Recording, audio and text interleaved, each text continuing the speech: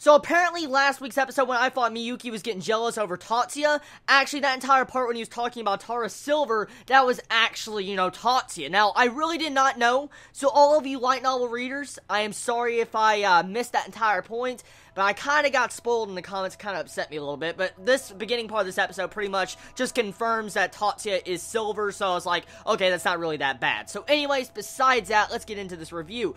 This episode had a lot of reveals, really interesting, good character development. We find out some different things that's going on, so let's start from the very beginning. So, Tatsuya's Tara Silver, we see that what type of organization he's about, and he's making a Pacific CAD to be able to have, people that are lower class magicians that are not that good, probably weeds, people that would be classified as weeds, and not as talented as probably the top 10 clans, most likely can use magic they were not capable of, and that's what Tatsuya, I think, was trying to make. He made the CAD device to be able to have regular people just to be able to float around. So right there, I liked it a lot. I like how Tatsuya is trying to invent, different objects to help out the lower class. So that just goes to show you what Tatsuya is. I could be wrong about this, but I think that's exactly why Tatsuya is doing this. Another thing right now we find out, we get to see some confrontation between this butler of the Yotsuba clan. We also get to see the father of Tatsuya and Miyuki. Now what's so interesting about this conversation we see in this episode, it seems like the butler is just a downright asshole. Let's just put that aside, okay? Everybody in this series right now always has something against Tatsuya. That's what we've seen.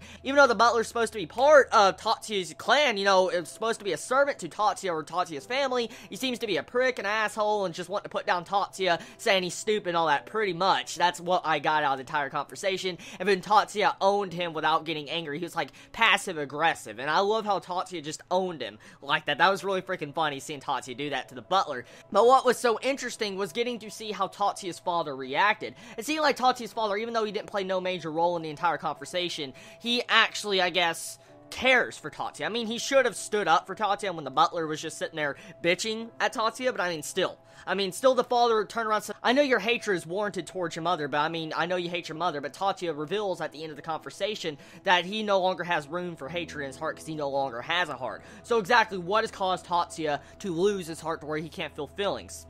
Right there, that's what I'm kind of curious about to find out, but then this goes into the other factor of the episode. We get to see that Tatsuya is getting a big harem. Tatsuya is getting a harem now. We see a bunch of girls starting to fall for Tatsuya. Now, I don't know if this series, Mahouka, is going to turn into a harem or not, but we can definitely see the start of it with seeing all these girls crushing over Tatsuya, so hopefully it doesn't evolve into something like that. Now, going past that, it seems like everybody's acceptive over, Tatsuya being an engineer for the Nine Schools competition. There seems to be nobody really against at this moment, so I like that. Tatsuya's finally getting accepted for who he really is in the school, and he's actually a talented person. So, right there, I'm glad we're seeing progression with the overall school and the prejudice between the blooms and the weeds.